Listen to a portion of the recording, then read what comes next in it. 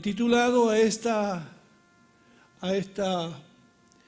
reflexión donde Dios no es nombrado, donde Dios no es nombrado.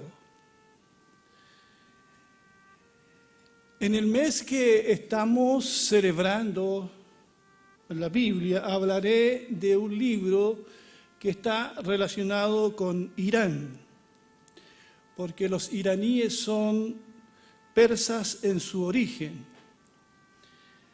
La historia que veremos se sitúa a fines del siglo V a.C., en la corte del rey de Persia, para que se vayan ubicando un poco.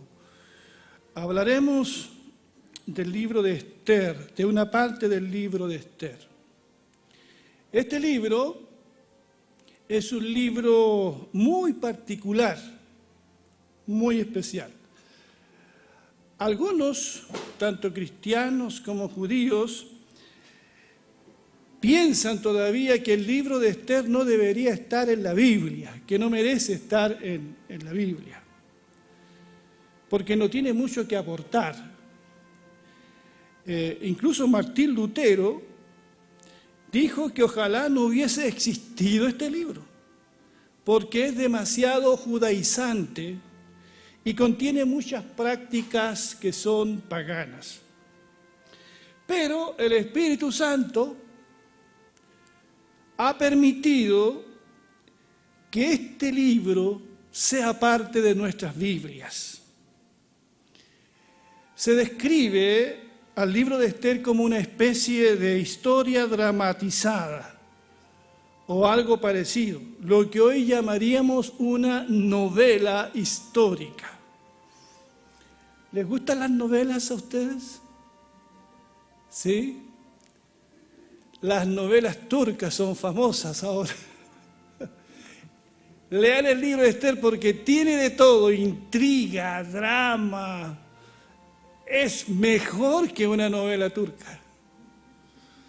Así que para los que les gustan las novelas.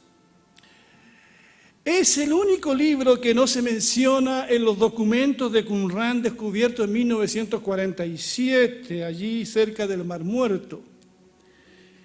Y es el único libro, junto con Cantar de los Cantares, donde no se menciona a Dios, el innombrable.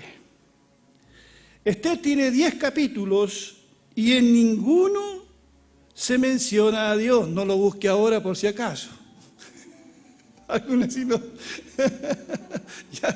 algunos están hojeando el libro de Esther a ver si encuentran. No aparece, no se menciona a Dios en el libro de Esther. Es raro, ¿verdad? Pero ¿saben una cosa? Dios siempre está presente en este libro, en todo lo que allí ocurre. Se le nombre a Dios o no se le nombre, Dios siempre está. No son casualidades muchas cosas que ocurren en este libro, como veremos. En el capítulo 2 dice que Esther es una joven judía muy bella e hija adoptiva de Mardoqueo, quien trabajaba Mardoqueo en el palacio del rey, era un funcionario allí. Y esta jovencita, Esther, participa de un concurso de belleza para ser la reina sustituta del rey. Como ven, los concursos de belleza son pero muy antiguos. ¿Qué diríamos hoy si una joven cristiana participa de un concurso de belleza? ¿Se podría o no? ¿Por qué no? Posiblemente nosotros la juzgaríamos. ¿Por qué no?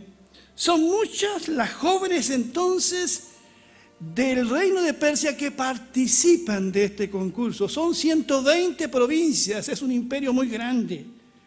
Y llegan muchas jóvenes a presentarse, buscan a las más hermosas de todo el reino. Y entre ellas a Esther, llega Esther. Pero Esther es una mujer judía, Así que su tío le dice a Mardoqueo que oculte su raza, que no diga que es judía, que lo mantenga eso en secreto, porque los judíos eran esclavos allí. El relato dice que Esther agradó al encargado de buscar señoritas bellas para el rey. Le gustó mucho Esther, así que la prepararon durante todo un año, era la norma, era la ley.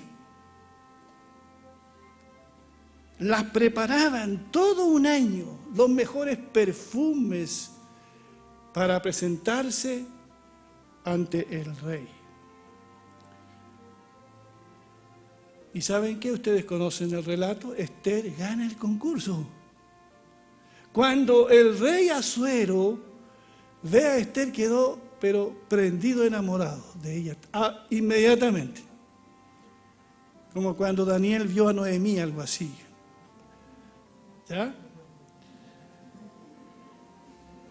Así que Esther gana y se instala en el palacio y llega a ser la reina y esposa sustituta, pero de un rey pagano. Ahora la pregunta es, ¿por qué tenía que ocurrir todo eso? ¿Por qué? Esther no lo sabe todavía, pero Dios sí lo sabe. En el capítulo 3 se da la orden desde palacio que todos los judíos residentes en el reino deben ser aniquilados. Leo allí en Esther 3, 8 al 11. Entonces Amán le dijo al rey Asuero: hay cierto pueblo disperso y diseminado entre los pueblos de todas las provincias del reino, cuyas leyes y costumbres son diferentes de las de todos los demás. No obedecen las leyes del reino y a su majestad no le conviene tolerarlos. Si le parece bien, emita su majestad un decreto para aniquilarlos. Y yo depositaré en manos de los administradores 330,000 kilos de plata para el tesoro real. Entonces el rey se quitó el anillo que llevaba su sello y se lo dio a Amán, hijo de Amedata, enemigo de los judíos, descendiente de Agar y enemigo de los judíos. Quédate con el dinero, le dijo el rey a Amán, y haz con ese pueblo lo que mejor te parezca. Esto es horrible. Que un gobernante permita el exterminio de todo un pueblo. El pueblo judío nos recuerda la orden de Hitler en la Segunda Guerra Mundial, al expulsar y aniquilar a todo este pueblo judío. Más de 6 millones de judíos se piensa que murieron. Es terrible. Amán, enemigo del pueblo judío, le propone al rey y el rey termina aceptando. Cuando Mardoqueo sabe de esta sentencia criminal, rasgó sus vestidos en señal de dolor. La Biblia dice que se vistió de luto y se fue por la ciudad de Susa, capital del reino, llorando y gritando amargamente. En cada provincia y ciudad del reino, la reacción de los judíos fue la misma. ¿Se imaginan ustedes los padres de familia al enterarse de este decreto? Esther sabe que su tío y padrastro a la vez está llorando en la plaza pública vestido de ropa de luto. Así que le envía a uno de sus sirvientes y le envía ropa adecuada, pero Mardoqueo rechaza esa ropa, prefiere vestirse con ropa de luto porque su dolor es muy grande. Esther no sabe lo que le pasa a Mardoqueo y le envía un mensajero para que le diga qué es lo que está pasando. Mardoqueo le envía copia del decreto real y le pide a Esther, ahora como reina, que interceda ante el rey Asuero por su propio pueblo judío. Y en el capítulo 4, verso 10 al 14, dice: entonces Ester habló a Atac y lo mandó que dijera a Mardoqueo: todos los del rey y el pueblo de las provincias del reino saben que para cualquier hombre o mujer que vaya al rey en el patio interior sin ser llamado, hay una sola sentencia: ha de morir, excepto aquel a quien el rey le extienda el cetro de oro para que viva. Y yo no he sido llamada para ir a la presencia del rey en estos 30 días. Cuando dijeron a Mardoqueo las palabras de Ester, Mardoqueo mandó que respondieran a Ester: no te hagas la ilusión de porque estás en el palacio del rey, serás la única de todos los judíos que ha de escapar. Si te quedas callada en este tiempo, el alivio y la liberación de los judíos surgirán de otro lugar, pero tú y la casa de tu padre perecerán. Y quién sabe si para un tiempo como este has llegado al reino. Qué palabras más conmovedoras las que le manda decir Mardoqueo a Ester.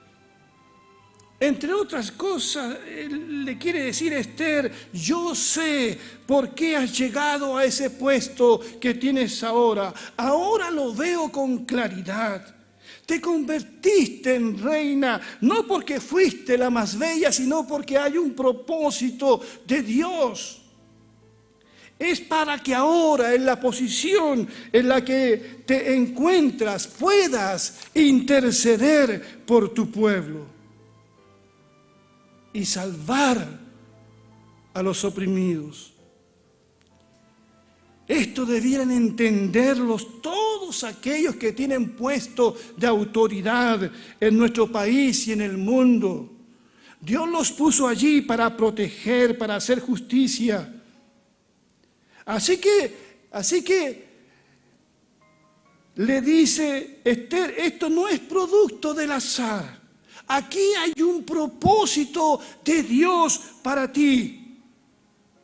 Hermanos y hermanas que están acá y quienes nos escuchan, qué precioso es cuando uno encuentra el propósito de Dios para su vida. Cuando uno puede mirar hacia atrás y puede decir: oye, fue el propósito de Dios que yo estuviera en esa responsabilidad, que yo estuviera en esa ciudad. El propósito de Dios que yo tuviera ese trabajo, ese puesto, esa posición. Para el cristiano las cosas no ocurren por casualidad. Hay un propósito de Dios. Y Mardoqueo le dice a Ester: quizás para esto llegaste a ese lugar, a ser reina, para que ahora tú tengas, con la autoridad que tienes, puedas interceder ante el rey por tu pueblo sentenciado a muerte. ¿Recuerdan ustedes la historia de José? José, que fue vendido por sus hermanos como esclavo a Egipto. Allí está José reencontrándose con sus hermanos. Años antes ellos lo habían vendido como un esclavo a Egipto. Ahora José los tiene frente a ellos y les dice algo extraordinario allí en Génesis 45, 5 al 8. Les dice: soy José, su hermano, a quien ustedes vendieron como esclavo a Egipto. Pero fue Dios quien me envió. Pero no se inquieten, dice, ni se enojen con ustedes mismos por haberme vendido. Fue Dios quien me envió a este lugar antes que ustedes, a fin de preservarles la vida. El hambre que ha azotado la tierra estos 2 últimos años durará otros 5 años más, y no habrá ni siembra ni siega. Dios me hizo llegar antes que ustedes, para salvarles la vida a ustedes y a sus familias, y preservar la vida de muchos más. Por lo tanto, fue Dios quien me envió a este lugar y no ustedes. Y fue Él quien me hizo consejero del faraón, administrador de todo su palacio y gobernador de todo Egipto. Bendito sea el nombre del Señor. Esther y José nos recuerdan que no es casualidad que hayas llegado allí donde estás, querido hermano y hermana que me estás escuchando. Hay un propósito, eso se llama providencia. Dios no se nombra en ninguna parte en el libro de Esther, pero eso no significa que Él no esté presente, dirigiendo todo, haciendo que las cosas ocurran para la liberación de su pueblo. Por eso no nos quejemos de, entre comillas, la ausencia de Dios.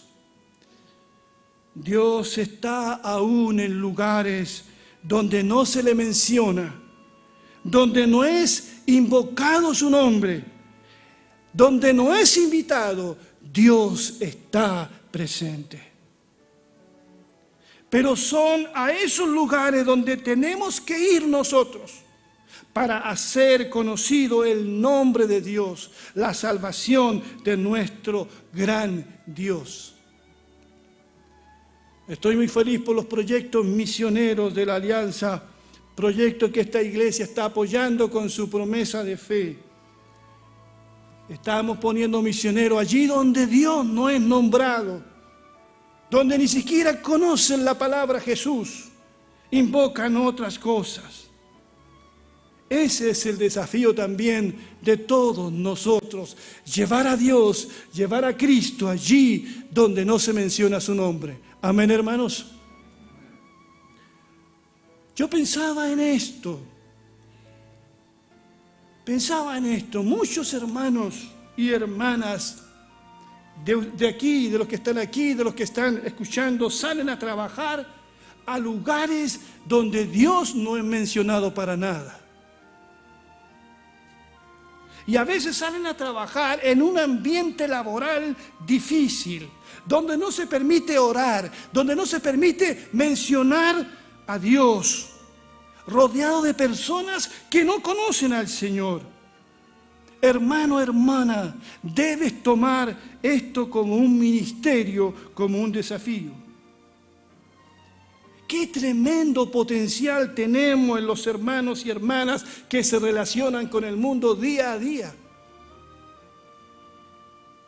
Donde un pastor no puede llegar, ellos pueden llegar con sus respectivos trabajos. Por eso tenemos que orar por nuestros hermanos, especialmente los que tienen puestos de autoridad. Tenemos que comisionarle en el nombre del Señor. ¿Saben? Esther no era una misionera. Tenía un cargo público, un cargo político. Mardoqueo era un funcionario del rey, no era un misionero, no era un pastor, pero tenían una misión que cumplir. Tenían que llevar a Dios allí donde no era mencionado. Hemos cometido el error como Alianza Cristiana y Misionera de comisionar solamente misioneros y pastores. Pero nuestros hermanos de las iglesias también deben ser comisionados. Porque cada día salen al campo misionero que es el mundo. Cuando tú te vas el lunes a tu trabajo, sales al campo misionero. Y sales a poner en alto el nombre de Dios. ¿Cuántos dicen amén? Aquí tenemos a Sergio, que es un policía. Allí Sergio sale y tiene un puesto de autoridad allí. Dios le ha bendecido. Y allí él, ¿verdad?, sale como un hijo del Señor. Hermanos que trabajan en la salud. Tenemos muchos hermanos. Y qué hermoso fue el testimonio de Renata tiempo atrás. Cómo Dios la usaba como médico para orar y ministrar a esos enfermos de COVID. Tenemos hermanos que son docentes como Michael, una tremenda oportunidad. Yo sé que en muchos colegios ya no se permite orar ni leer la Biblia. Dios no puede ser nombrado aquí. Pero que Dios dé sabiduría a nuestros hermanos, los que son empleados, los que son gerentes. ¡Qué tremenda oportunidad tienen de llevar el nombre de Dios allí donde Dios nos ha nombrado! Nuestros jóvenes que van a la universidad, nuestros jóvenes que son bombardeados con que son bombardeados con ideologías, con pensamientos anticristianos, que son allí ridiculizados por creer en Jesucristo, por creer en la Biblia, en los valores cristianos. Allí nuestros jóvenes tienen que ir comisionados, porque allí no se nombra a Dios, allí no se nombra a Jesucristo. ¿Habrán algunos hermanos y hermanas como constituyentes hoy en la convención? ¿Habrán hermanos con responsabilidades públicas y políticas allí donde no se nombra a Dios? Hubo un proyecto de ley años atrás para evitar iniciar las reuniones en el Congreso en el nombre de Dios. Ese es el Chile de hoy. Ese es. Hemos visto la negativa de poner la bandera cristiana en la convención constituyente. Estamos muy agrandados los chilenos. Podemos poner muchas banderas, pero la bandera cristiana no. Son mensajes que se envían con una intención, pero es allí donde tendrán que llegar otras Esther, tendrán que llegar alguna vez, y espero, otros José, para cambiar la ley, los decretos y favorecer realmente a los más necesitados. ¿Cuántos dicen amén?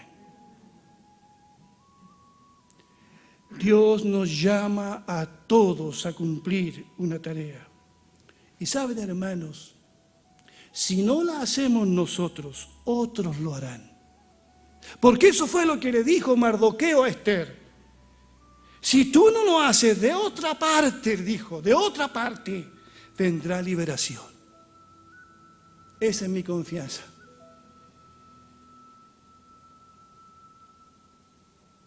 Que si estos congresistas que tenemos en el país aprueban leyes contrarias que los favorezcan a ellos, pensando solo en el populismo, en el voto, si nuestros jueces no hacen justicia por cobardía, si tenemos buenos o malos gobiernos, si las cosas el hombre no lo hace, Dios lo hará de alguna manera.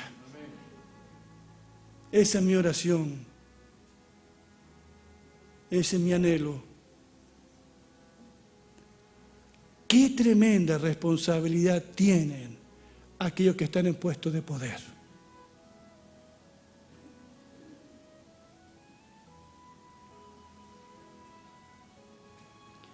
No se menciona a Esther,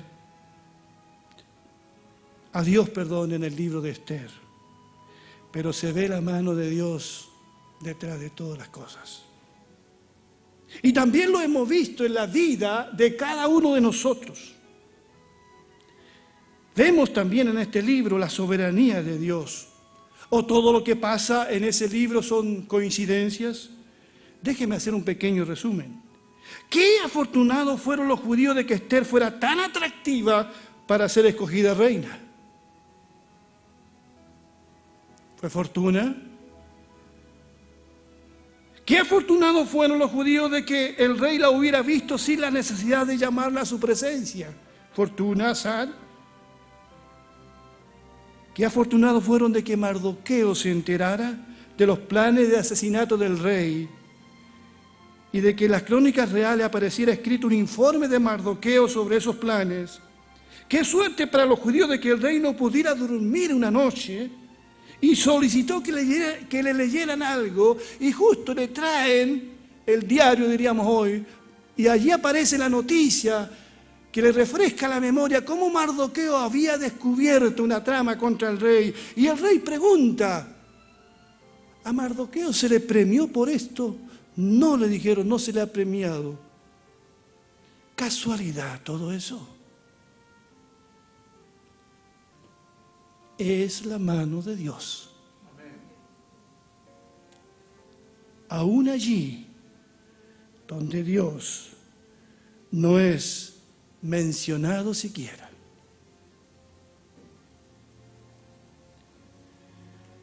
Hermanos, hermanas que están acá, los que están allí,